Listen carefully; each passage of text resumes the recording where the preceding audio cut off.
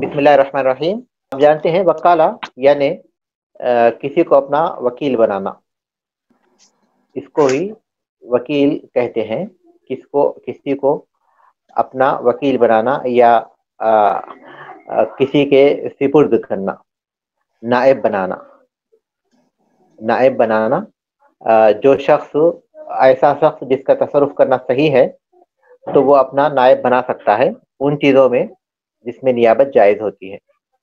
تو ہم لوگ سبق پڑھ لیں گے تو انشاءاللہ وہ چیز واضح ہو جائے گی کہ وکالہ کسے کہتے ہیں. وکالہ یہ ایک جائز عقد ہے ہر چیز میں جس میں نیابت جائز ہوتی ہے. جیسے آدمی اپنی طرف سے خرید و فروخت میں کسی کو اپنا نائب بنا سکتا ہے، اپنی طرف سے نکاح کرنے کے لیے ولی اپنا کوئی نائب بنا سکتا ہے، اور اسی طرح قبول کرنے کے لیے بھی کوئی اپنا نائب بنا سکتا ہے. لیکن حدود میں اپنا نائب نہیں بنا سکتا. جیسے کسی نے چوری کی ہے تو وہ اپنی جگہ ہاتھ کاٹنے کے لیے کسی کو نائب بنا دے. تو جن چیزوں میں نیابت جائز ہے ان میں وکالہ جائز ہے. وکالہ ایک جائز عقد ہے ہر اس چیز میں جس میں نیابت جائز ہے. اگر موکل اور وکیل، موکل جو وکیل بناتا ہے اور وکیل جو اس کی طرف سے نائب ہوتا ہے، جب وہ ان میں سے ہوں جن کی طرف سے عقد صحیح ہوتا ہے، مطلب وہ عاقل ہوں، بالغ ہوں اور رشید ہوں. رشید یعنی اس میں ان کے پاس اس تصرف معاملات میں تصرف کرنے کی ان کے پاس اہلیت ہو. اور ایک یہ کہ شیخ صاحب آزاد بھی ہو شیخ صاحب آزاد بھی ہو اور ایک آزاد ہو. تو وہ جی وہ وکیل اور موکل بن سکتے ہیں. یہ عقد جائز ہے جو کسی کی موت کی وجہ سے وہ باطل ہو جاتا ہے، اور اس کے فسخ کرنے سے بھی، یا اس کے پاگل ہونے سے، یا اس کے اوپر اس کی نادانی کی وجہ سے. اس کے اوپر اس کی نادانی کی وجہ سے، پابندی عائد کرنے کی وجہ سے، ان چیزوں کی وجہ سے یہ فسخ ہو جاتا ہے. اسی طرح وکالہ ہر اس عقد میں جائز ہے جو کہ عقد جائز ہے. جیسے کہ شریکہ ہے جس میں کچھ پارٹنر مل کر مشارکت کے ساتھ تجارت کرتے ہیں. مساقات ہے، مزارعات ہے، جعالہ ہے، مسابقہ ہے. یہ چاروں سبق پھر یہ پانچوں سبق اسی ترتیب کے ساتھ موجود ہیں: شریکہ، مساقات، مزارعہ، جعالہ اور پھر مسابقہ. ان سب میں عقد جائز ہوتا ہے. عقد جائز ہوتا ہے. تو جب یہ عقد جائز ہے تو اس کا مطلب یہ کہ وہ لوگ آپسی رضامندی سے ہی اس کو فسخ کر سکتے ہیں. اور وکیل کے لیے جائز نہیں ہے، تصرف کرنے کی اجازت نہیں ہے وکیل کو، مگر صرف ان چیزوں میں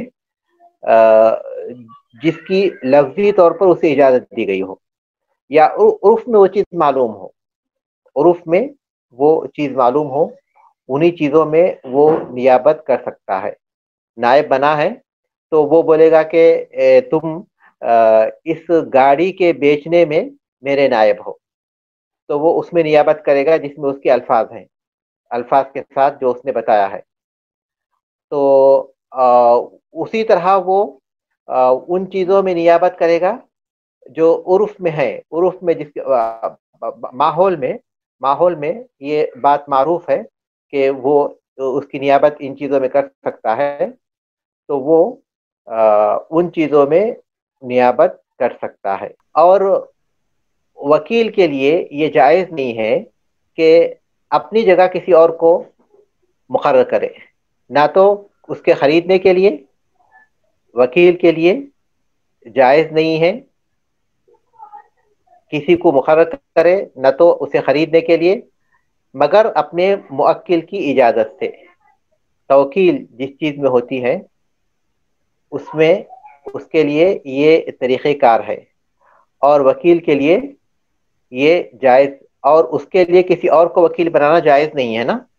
جیسے جو وکیل ہے وہ اپنی جگہ کسی اور کو بولے کہ میں اس کا وکیل ہوں لیکن تم میرے وکیل رہو، تو وہ اس کے لیے جائز نہیں. کیونکہ جو اس کا موکل ہے اس کو اس پر اعتماد ہے، دوسرے پر تو اعتماد نہیں ہے جس کو اس کا وکیل بنائے، اور وہ اپنے نفس کے لیے نہیں خرید سکتا اور نہ اپنے نفس کے لیے کوئی چیز بیچ سکتا ہے مگر اس کی موکل کی اجازت سے۔ مثال کے طور پر وکیل اس کو بولے کہ جاؤ اس گاڑی کو جو ہے تم 10,000 ریال میں بیچ دو، اور وہ جو ہے خود خرید لے، تو یہ اس کے لیے جائز نہیں ہے، یہ اس کے لیے جائز نہیں ہے۔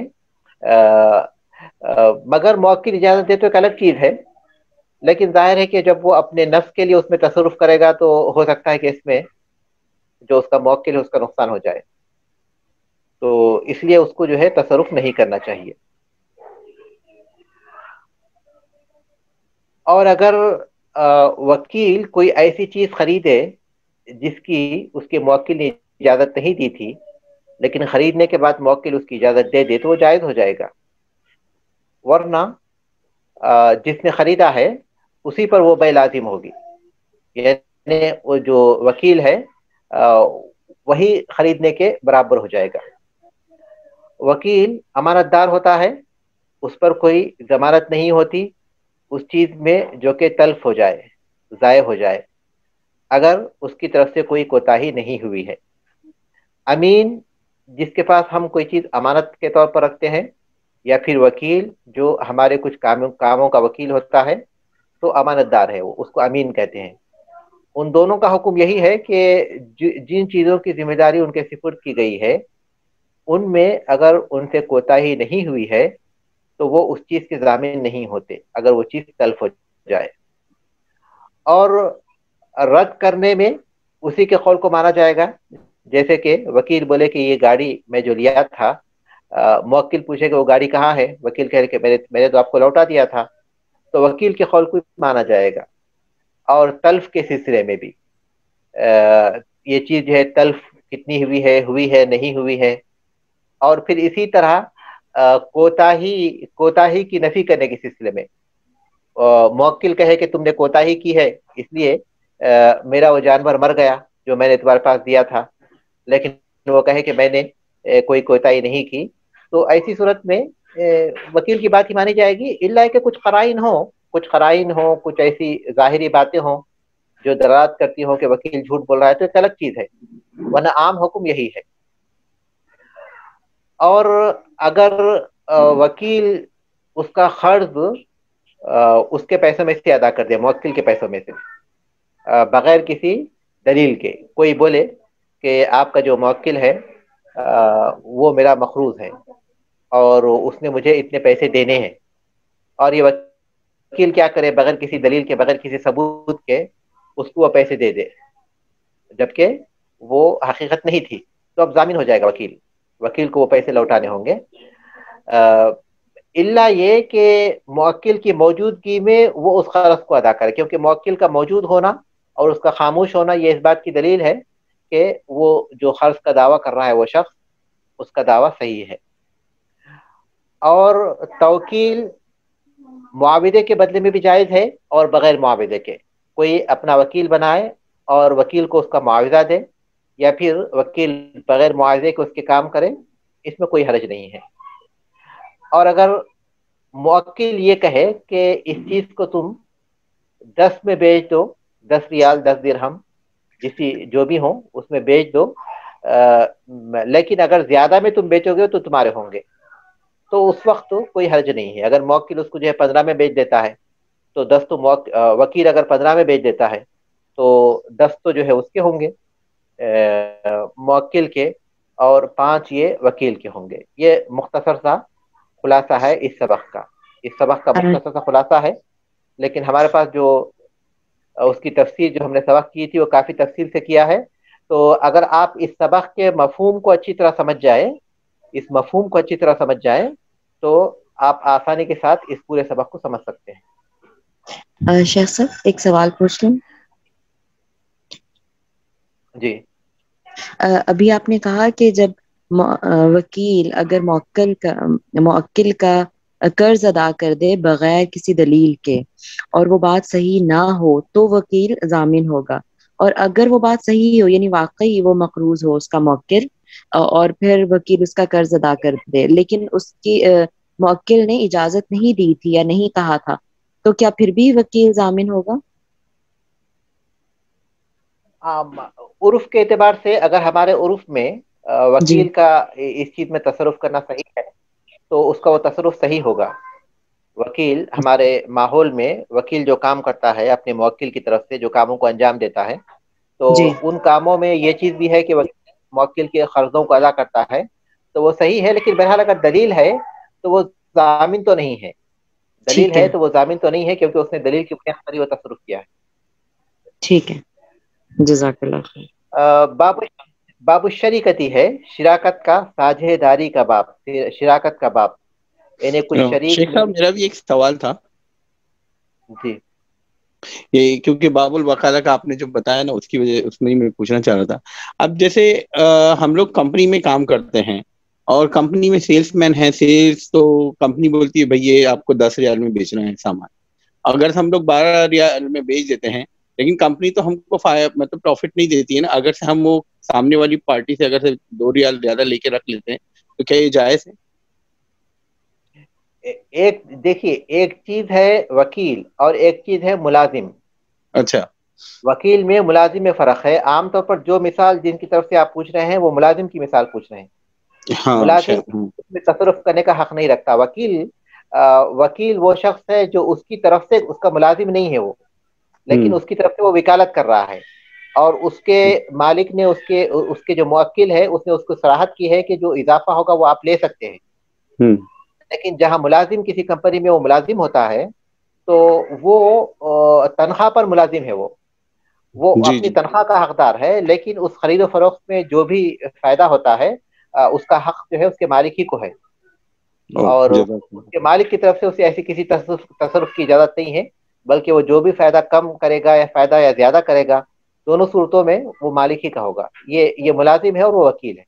جی نہیں کئی بار ایسے مطلب حالات آ جاتے ہیں لوگ بولتے ہیں کہ بھئی آپ لے لو لیکن وہ میں اسی بارے میں مطلب کلیئر کرنا چاہ رہا تھا. جزاکم اللہ خیر.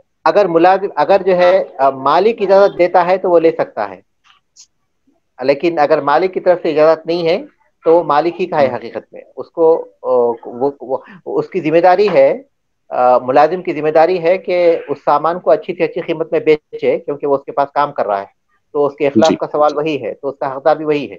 لیکن اگر مالک یہ کہتا ہے کہ اگر زیادہ تم بیچو گے تو میں تم کو دیتا ہوں تو وہ مالک کے اختیار کی بات ہے ورنہ وہ ہے وہ مالک ہی کا. صحیح جزاکم اللہ خیر. اس کے بعد ہم لوگ پڑھیں گے باب الشریکتی. باب الشریکتی یعنی شراکت کا باب. شراکت کا باب. شراکت کی 2 قسمیں ہیں. ایک شریکت الاملاک کہتے ہیں ایک شریکت العقود کہتے ہیں. شریکت الاملاک مطلب یہ کہ ایک سے زیادہ 2 آدمی یا 2 سے زیادہ آدمی مل کر کسی پراپرٹی کو خریدے. جیسے کوئی عمارت خرید لیں یا کوئی زمین خرید لیں تو یہ شریکت الاملاک ہے کیونکہ وہ لوگ پارٹنر ہیں اس چیز کی ملکیت میں. دوسرے شریکت العقود ہے. عقود یعنی کوئی ایگریمنٹ ہے ان دونوں کا کسی چیز میں وہ پارٹنر بنے ہیں. اس کتاب میں جو ذکر کیا گیا ہے وہ شریکت العقود ہی کا ذکر کیا گیا ہے. اس کتاب میں جو مذکور ہے وہ شریکت العقود کا ذکر ہے. تو جو ساجھے داری ہے جو شراکت کرتے ہیں ان کی 4 قسمیں ہیں. ایک شریکت العنان ہے. شریکت العنان یہ ہے کہ 2 آدمی اپنے مال اور اپنے محنت کے ذریعے پارٹنر بنے. 2 آدمی اپنے مال اپنے محنت کے ذریعے پارٹنر بنے. نسبت مال کی شرکت کی محنت کی شرکت کی نسبت مختلف ہو سکتی ہے. جیسے ایک آدمی کا مال 60% ہے تو دوسرے کا 40% ہے اور ایک آدمی 5 گھنٹے اس میں کام کرتا ہے تو دوسرا آدمی 3 گھنٹے کام کرتا ہے. یا دونوں کا 50-50% ہے اور دونوں 8-8 گھنٹے کام کرتے ہیں یہ بھی ممکن ہے. لیکن شرکت دونوں کی ہے. وہ دونوں اپنے مال اور اپنی محنت دونوں طرح سے شریک ہیں. دوسری شریکت الوجوہ ہے کہ وہ دونوں اس میں اپنے اثر و رسوخ کے ذریعے شرکت کریں. مثال کے طور پر ان دونوں کے پاس مال نہیں ہے لیکن مارکیٹ میں ان کی پہچان ہے، تو دو آدمی بولتے ہیں کہ ہم اپنی پہچان کے ذریعے لوگوں سے خرید و فروخت کریں گے، اور جو بھی فائدہ ہوگا ہم دونوں آپس میں تقسیم کر لیں گے، جو فائدہ ہوگا ہم اس کو آپس میں تقسیم کر لیں گے۔ تو اس کو بولتے ہیں شریکت الوجوہ، یعنی اثر و رسوخ۔ وہ لوگ اپنے اثر و رسوخ کے ذریعے خریدتے ہیں، اور وہ جو بھی خرید و فروخت کرتے ہیں مارکیٹ میں اپنی پہچان کے ذریعے، تو وہ مثال کے طور پر وہ کسی شخص کے پاس جاتے ہیں اور کہتے ہیں کہ ہم آپ کا فلاں سامان خریدنا چاہتے ہیں، اور وہ کہتا ہے کہ یہ سامان 1 لاکھ 2 لاکھ ریال میں ہے، جو بھی وہ مقرر کرتے ہیں۔ وہ کہتے ہیں کہ ٹھیک ہے ہم یہ دے دیں گے لیکن ہمارے پاس پیسے نہیں ہیں، تو اس کے بعد وہ گاڑی لے لیں گے اور اس کے بعد پھر اس گاڑی کو بیچیں گے۔ اب جو فائدہ ہوگا وہ فائدہ وہ لیں گے، اس کی قیمت سے زیادہ کا جو فائدہ ہوگا وہ لے لیں گے، اور جو 1 لاکھ 2 لاکھ جو تھے جس میں انہوں نے خریدا تھا وہ اسے واپس کر دیں گے۔ تو اس طرح اگر 2 آدمی 3 آدمی آپس میں شریک ہوتے ہیں شریکت الوجوہ میں، تو اس کا مفہوم یہی ہے کہ ان کے پاس مال نہیں ہے لیکن مارکیٹ میں ان کی پہچان ہے، ان کا اعتماد ہے، تو وہ اپنے اثر و رسوخ کے ذریعے مارکیٹ میں اسی طرح خرید و فروخت کرتے ہیں، اور اس کے بعد جو بھی ان کو فائدہ ہوتا ہے اس میں وہ دونوں شریک ہوتے ہیں۔ مثال کے طور پر کوئی آدمی اس طرح ایک دن میں 1000 کی آمدنی کرتا ہے، دوسرا آدمی 500 کی آمدنی کرتا ہے، تو لیکن چونکہ وہ دونوں شریک ہیں اس لیے وہ دونوں آدھا آدھا لیں گے، یعنی ایک آدمی 1000 ایک آدمی 500 نہیں لے گا، اگرچہ کہ انہوں نے اتنا کمایا ہے لیکن دونوں 750 لیں گے، کیونکہ یا پھر وہ نسبت جو مقرر کر لیں، نسبت میں کمی زیادتی ہو سکتی ہے۔ ایک پارٹنر بول سکتا ہے کہ میری پہچان زیادہ ہے تو میں 60% لوں گا جو بھی کمائیں گے ہم، اور تمہاری پہچان کم ہے تم کو جو 40% دوں گا، تو کوئی حرج نہیں ہے۔ لیکن بنیادی طور پر ان کے پاس مال نہیں لیکن وہ اپنے اثر و رسوخ کے ذریعے مارکیٹ میں تجارت کرتے ہیں، اور پھر جو بھی آمدنی ہوتی ہے اس میں وہ شریک ہوتے ہیں۔ مضاربہ یہ عام طور پر معروف ہے، اور وہ یہ ہے کہ کوئی شخص اپنا مال کسی دوسرے شخص کو دے اور وہ دونوں اس کے نفع میں شریک ہو جائیں، مضاربت کہلاتا ہے۔ یعنی ایک شخص کا مال ہے اور دوسرے شخص کی محنت ہے۔ ایک شخص کا مال ہے، جس کا مال ہے اس کی محنت نہیں ہے، اور جس کی محنت ہے اس کا مال نہیں ہے۔ ایک آدمی کے پاس مال ہے لیکن اس کے پاس وقت نہیں، دوسرے آدمی کے پاس جو ہے وقت ہے تجارت کرنے کے لیے لیکن اس کے پاس مال نہیں، تو یہ اپنا مال دیتا ہے اس کو کہ اس میں تجارت کرے، تو اس کو کہتے ہیں مضاربت۔ اب فائدے کی جو بھی نسبت ہوگی اس حساب سے وہ لوگ لیں گے۔ چوتھی ہے شریکت الابدان۔ شریکت الابدان کہ وہ دونوں مشترک بنے اپنی محنت کے ذریعے، اس محنت کے ذریعے جو مباح ہے، جیسے کوئی کاریگری ہے، یا پھر چارہ جمع کرنا ہے، جنگل سے لکڑی جمع کرنا ہے، یا مچھلی کا شکار کرنا ہے، تو یہ لوگ جو ہے کہتے ہیں کہ ہم جو بھی آمدنی ہوگی ہم اس میں مشترک رہیں گے، ایک کمپنی کی طرح۔ جیسے ایک شخص جو ہے اس میں کارپینٹر ہے اور دوسرا اس میں لوہار ہے، وہ دونوں کہتے ہیں کہ کارپینٹر اور لوہار کہتے ہیں کہ ہماری جو بھی آمدنی ہوگی ہم اس کو جمع کریں گے اور آپس میں ہم اس کو بانٹ لیں گے اپنی اپنی نسبت کے اعتبار سے۔ یا پھر یہ کہ دونوں شخص بولیں یا دو سے زائد شخص بولیں کہ ہم جنگل سے لکڑیاں کاٹیں گے، اس کے بعد جو بھی لکڑی جمع ہوں گی ہم اس سب کو جمع کر کے بیچیں گے، ہم سب اس میں شریک رہیں گے۔ یا مچھلی کا شکار کرنے والے کہیں کہ تم شکار کرو میں شکار کرو، جتنے بھی مچھلی ہم شکار کریں گے ان سب میں ہم مشترک رہیں گے، تو اس کو کہتے ہیں شریکت الابدان۔ اس میں مال نہیں ہے لیکن ان کے پاس کاریگری ہے، اس کے ذریعے وہ شریک ہوتے ہیں۔ اس میں ایک حدیث دی گئی ہے دلیل کے طور پر، لیکن جیسا کہ درس کے دوران میں نے ذکر کیا تھا وہ حدیث ثابت نہیں ہے، لیکن یہ عمل ثابت ہے۔ البتہ وہ حدیث یہی ہے کہ عبداللہ ابن مسعود کہتے ہیں کہ میں سعد اور عمار رضی اللہ عنہم جنگ بدر میں شرکت کیے تھے، تو ہم لوگ آپس میں مشترک تھے، اور جو بھی قیدی آئیں گے جو پکڑیں گے جو بھی ہم کو جنگ میں حاصل ہوگا اس میں ہم سب پارٹنر ہوں گے۔ تو سعد رضی اللہ تعالیٰ عنہ جو 2 قیدی لائے تھے، اور عمار اور عبداللہ بن مسعود رضی اللہ تعالیٰ عنہما کچھ بھی نہیں لائے تھے، لیکن وہ تینوں جو ہے مشترک تھے۔ لیکن جیسا کہ میں نے ذکر کیا کہ وہ حدیث ثابت نہیں، لیکن البتہ شریکت الابدان ثابت ہے، ابدان ثابت ہے۔ اور اس میں یہ ایک بات یاد رکھیے کہ فائدے کی نسبت میں کمی زیادتی ہو سکتی ہے، اس میں کوئی حرج نہیں ہے، لیکن وہ مشترک ہوتے ہیں اور ان کا فائدہ متعین ہوتا ہے۔ ان تمام چیزوں میں، اسی لیے مؤلف رحمۃ اللہ علیہ کہتے ہیں کہ ان تمام چیزوں میں فائدہ ان کے شروط کے مطابق ہوگا، اور نقصان ہوگا تو وہ مال کے مقدار کے حساب سے ہوگا۔ جن چیزوں میں مال بھی ہے، جن چیزوں میں مال ہے ان میں اگر نقصان ہوتا ہے تو جس کا جتنا مال ہے اس کا اتنا ہی نقصان ہوگا۔ جیسے ایک پارٹنر ہے، وہ 1,00,000 انویسٹ کیا ہے اور دوسرا 50,000 انویسٹ کیا ہے، جب نقصان ہوگا تو 50,000 والے کے لیے اس کے 50,000 کے اعتبار سے ہوگا، اور جو 1,00,000 والا ہے اس کو 1,00,000 کے حساب سے ہوگا۔ اور کسی کے لیے یہ جائز نہیں ہے کہ مخصوص درہم اپنے لیے متعین کرے اور کسی خاص چیزیں کے نفع کو اپنے لیے مقرر کر لے، یہ جائز نہیں۔ یہ کہے کہ اس میں جو بھی فائدہ ہوگا اس میں سے 100 ریال میں لوں گا، اور اس کے بعد جو ہے جو ہوگا وہ اس میں سے ہم آپس میں تقسیم کر لیں گے، تو اپنے لیے کوئی خاص درہم وہ متعین نہیں کر سکتا۔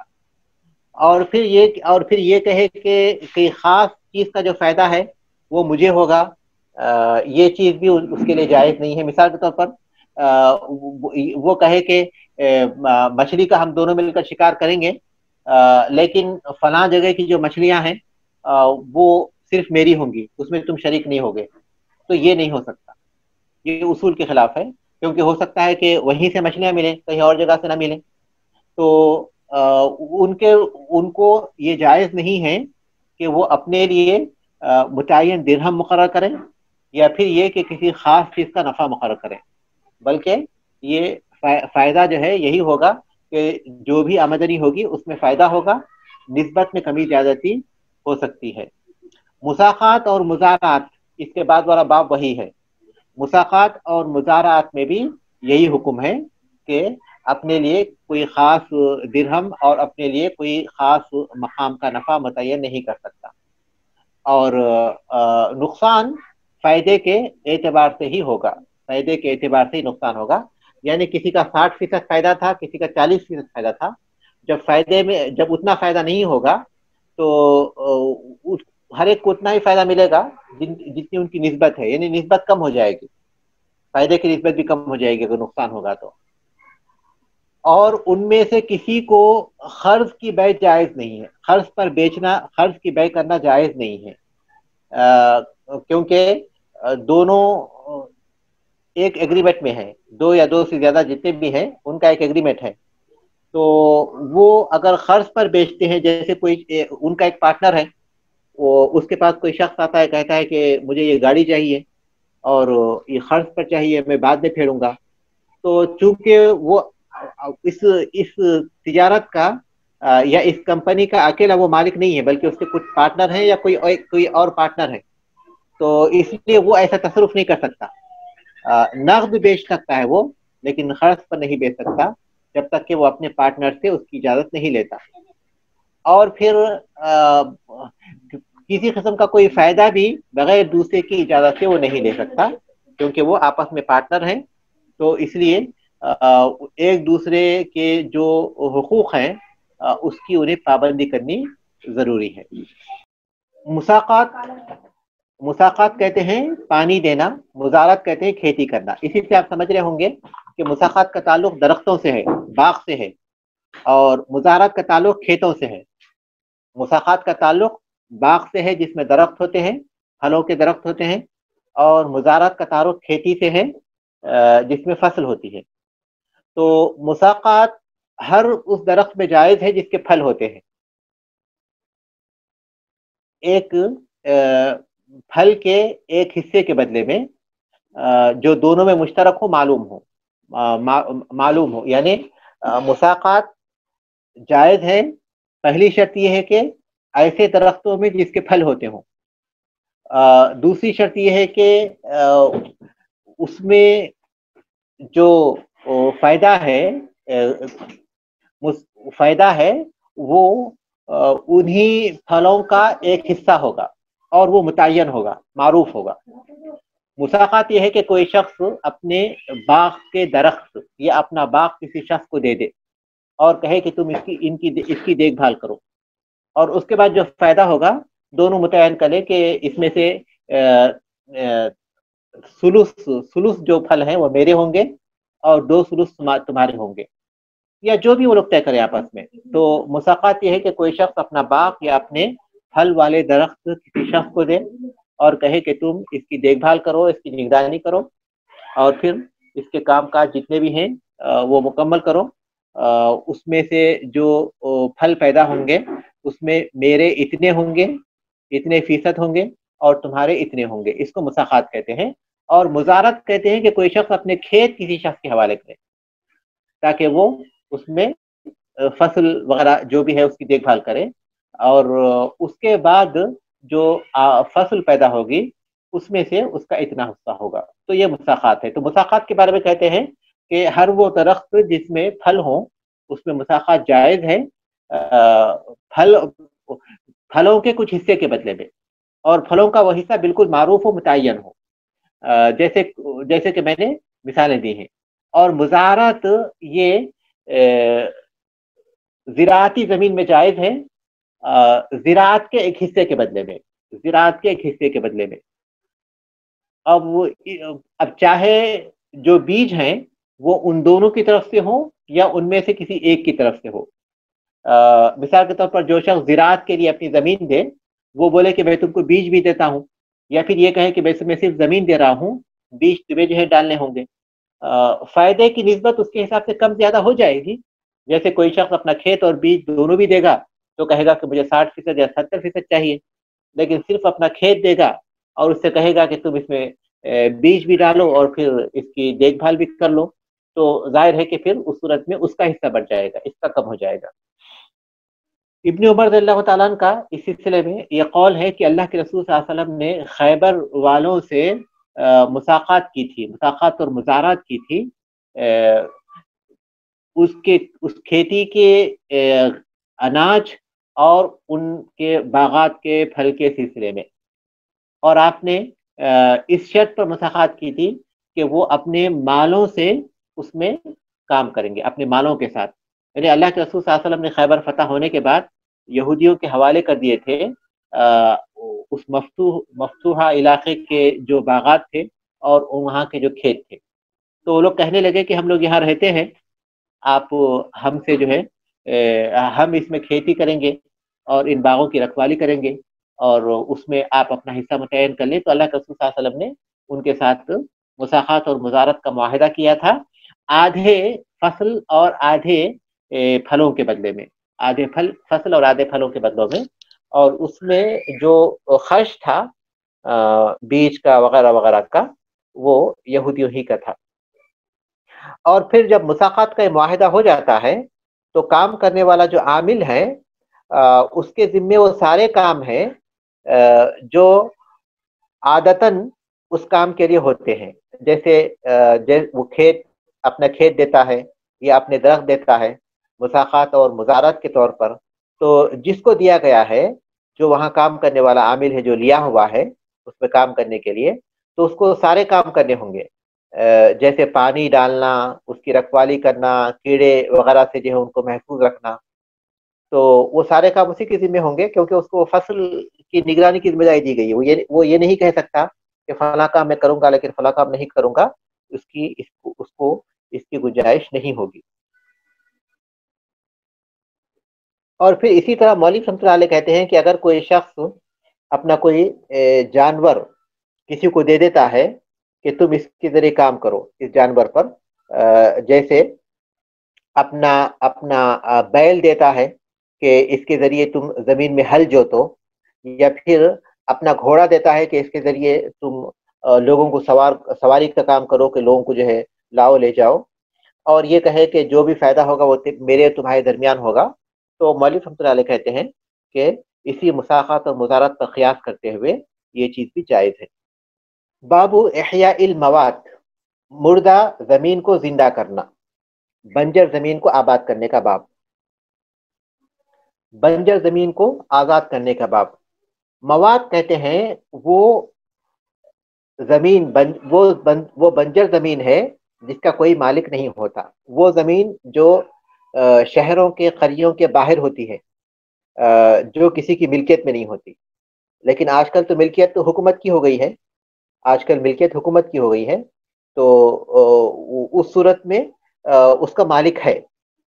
यहाँ उस जमीन की बात हो रही है जिसका कोई मालिक नहीं है, और ये पहले मुमकिन था, और आज तो चूंकि हुकूमतें अपनी मिल्कियत में सारी चीजें ले चुकी हैं, तो इसलिए हम ये नहीं कह सकते कि इसका कोई मालिक नहीं है। बहरहाल वो जमीन जो शहरों और करियों के बाहर होती है, जहाँ कोई आबादी नहीं होती, वैसे मकामात पर होती है, तो उस जमीन को जो आबाद करेगा वही उसका मालिक होगा। बंजर और गैर आबाद जमीन को जो आबाद करेगा वही उसका मालिक होगा। रसूल अकरम सल्लल्लाहु अलैहि वसल्लम ने फरमाया, मन अहया अर्दन मैततन फहिय लहू, जो किसी मुर्दा जमीन को जिंदा करेगा वो उसी की है। और उसको जिंदा करना या उसको आबाद करने का, उसको जिंदा करने का मतलब है उसको आबाद करना उस चीज के जरिए जिसके जरिए वो आबाद होती है, उन चीजों के जरिए जिनके जरिए वो आबाद होती है, उन अलामतों के जरिए, उन निशानियों के जरिए।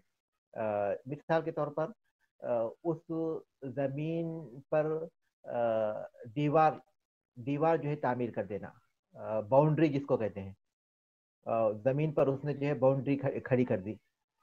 या फिर ये कि उस जमीन में वो ज़राअत करना चाहता है, तो फिर वहां तक वो पानी खींच कर ले गया है।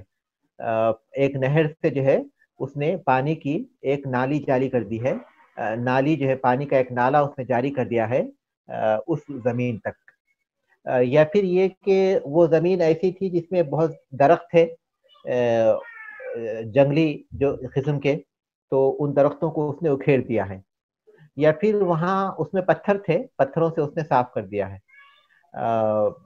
तो वो पत्थर जो कि उसकी ज़राअत में या वहाँ दरख्त लगाने में जो माने थे, उसको उसने हटा दिया है। तो ये उसको आबाद करना है। तो उस जमीन को आबाद करने का मतलब ये हुआ कि वो चीजें जिसके जरिए वो जमीन आबाद होती है, जैसे उस पर बाउंड्री लगा देना, या फिर वहां तक पानी की कोई नाली लेकर जाना खेती करने के लिए, या फिर वहां दरख्त हो, गैर जरूरी दरख्त हो तो उनको वो उखेड़ दे, और फिर पत्थर हैं जिसकी वजह से वो वहां ज़राअत नहीं कर सकता, तो पत्थरों से उस जमीन को साफ कर दे। तो गोया उसने उस जमीन को आबाद किया। और अगर वो कुआं खोदता है, वो कुआं वहां खोदता है पानी के लिए, और वो पानी तक पहुंच जाता है, यानी पानी उसे मिल जाता है, तो उस कुएं के आसपास के जो हिस्से हैं उसका भी वो मालिक हो जाएगा। और आसपास के हिस्से में मौलिक रहमतुल्लाह अलैह कहते हैं कि अगर पुराना कुआं है, कुआं पुराना था लेकिन वो मिट चुका था, या तो वो भर गया था मिट्टी की वजह से, या फिर ये कि उसका कोई नशा नहीं नजर आ रहा था, इस शख्स ने क्या किया, उस कुएं को फिर से जारी कर दिया, उस कुएं को फिर से शुरू कर दिया। तो वो उसके आसपास के 50 जिरा का मालिक होगा। 50 हाथ आसपास से, 50 हाथ जो है वो उसी के होंगे, क्योंकि उसने कुआं खोदा है, तो उसके फवाइद का भी वो मालिक है। तो चूंकि आसपास का जो इलाका है वो उसके फवाइद से ताल्लुक रखता है, तो इसलिए उसके, अगर पुराना कुआं है तो 50 हाथ दूर तक उस कुएं से 50 हाथ दूर तक जगह का वो मालिक हो जाएगा हर जानिब से। और अगर वो नया कुआं है, पहले कुआं नहीं था वहां, उसने नया कुआं खोदा है, तो मौलवी रहमतुल्लाह अलैह कहते हैं कि 25 हाथ हर जानिब से उसका वो मालिक हो जाएगा, यानी उसके हरीम का।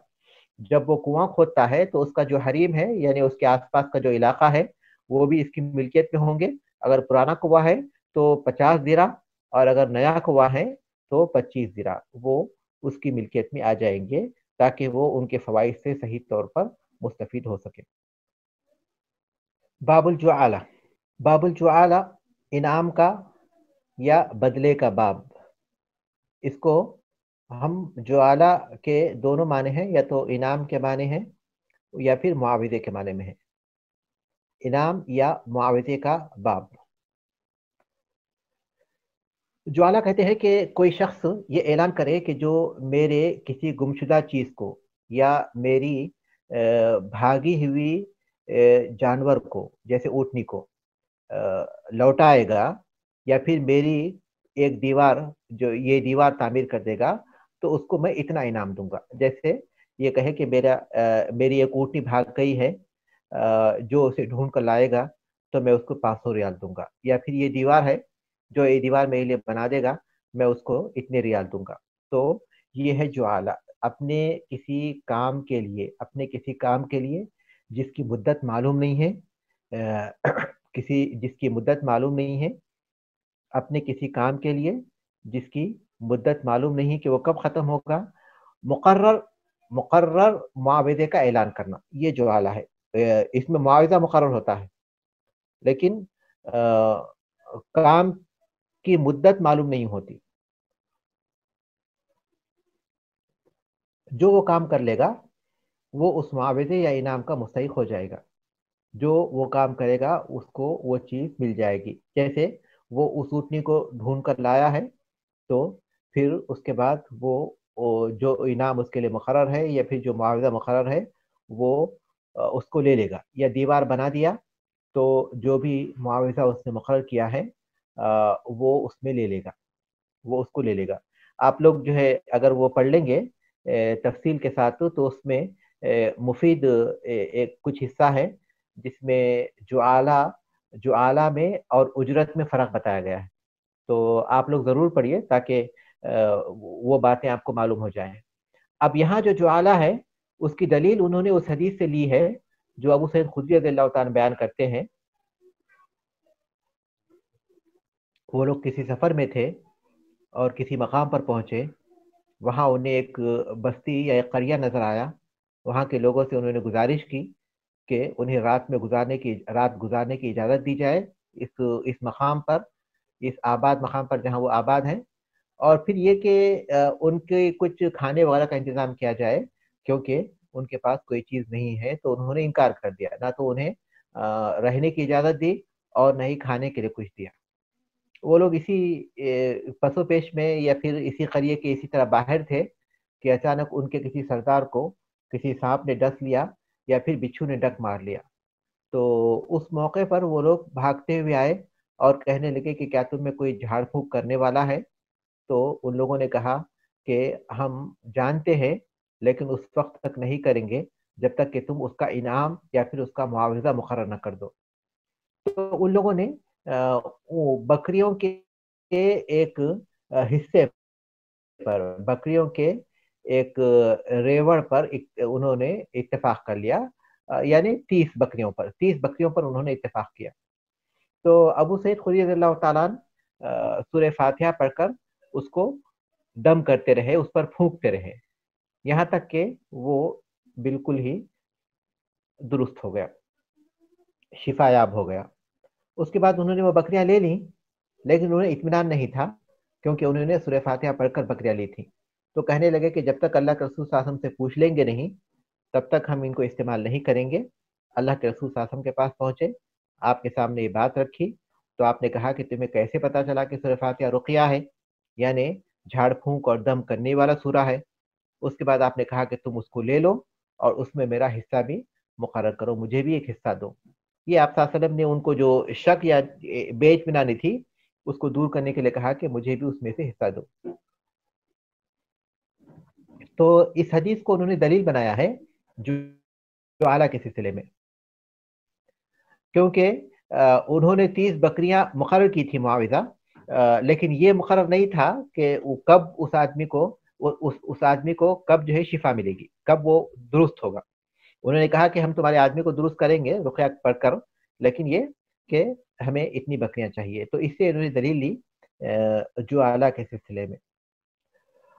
اور مولوی رحمۃ اللہ علیہ کہتے ہیں کہ اگر انعام کے اعلان سے پہلے وہ اس کی جو گمشدہ چیز ہے, جو گری پڑی چیز ہے, اس کو جو ہے لا لیتا ہے تو اس کو وہ نہیں ملے گی. مثال کے طور پر کسی شخص کا کوئی بیگ کھو گیا, اس میں کچھ قیمتی پیپرز یا قیمتی چیزیں تھیں, تو وہ ادھر اعلان کیا کہ جو بھی میرا بیگ ڈھونڈ کر دے گا میں اس کو اتنے ریال انعام دوں گا. لیکن ایک دوسرا آدمی جو وہاں سے گزر رہا تھا اس کو بیگ مل گیا, اسے پتا نہیں تھا کہ اس کے پر جعالہ ہے, ایک بیگ اسے مل گیا تو وہ اس میں جو ایڈریس تھا اس کے حساب سے ڈھونڈتے ہوئے اس کے پاس پہنچا دیا. تو وہ انعام جو اس نے اعلان کیا ہے وہ اس کو نہیں ملے گا، کیونکہ اس نے وہ جوالا پر مقرر ہو کر کام نہیں کیا، جوالا پر مقرر ہو کر کام نہیں کیا، بلکہ وہ اپنے طور پر کیا، اپنی خوشی سے اگر کوئی چیز دے دے تو اس کی مرضی ہے، کیونکہ کوئی بھی آدمی اگر کسی کے ساتھ کوئی اچھا سلوک کرے یا کسی کا کوئی کام کر دے تو وہ اس کا شکر ادا کرے، اور پھر یہاں وہ اس کو انعام کے طور پر بھی کچھ دے دے ایسی صورتحال میں، تو وہ بہتر ہے۔ لیکن جوالا جس کو کہتے ہیں، جو بطور انعام جو اعلان اس نے کیا تھا، اس کا یہ حقدار نہیں ہوگا، کیونکہ وہ اس کے کام میں جوالا کے طور پر کام نہیں کیا تھا وہ۔ جی 5 اسباق ہیں، تو آج ہم نے 5 اسباق کا مطالعہ کیا، اس کا جو ہے مطالعہ کر لیا جی۔